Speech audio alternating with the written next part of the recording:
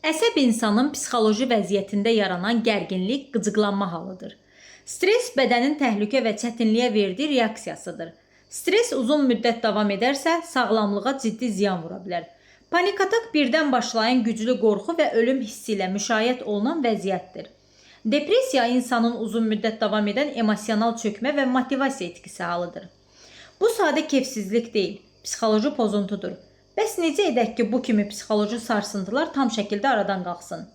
Təbii ki, günümüzdə müxtəlif müalicə yolları vardır.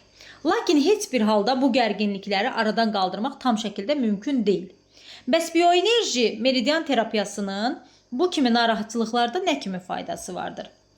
Bədəni və sinir sistemini sakitləşdirir, enerji balansını normaya salır, daxili rahatlanma hissi yaradır, bədəni rahatlaşdırdığı üçün yuxu keyfiyyəti yaxşılaşır, beynin yüksək gərginlik səviyyəsi aşağı düşür, ruh halımızı yaxşılaşdırır, enerjimizi yüksəldir.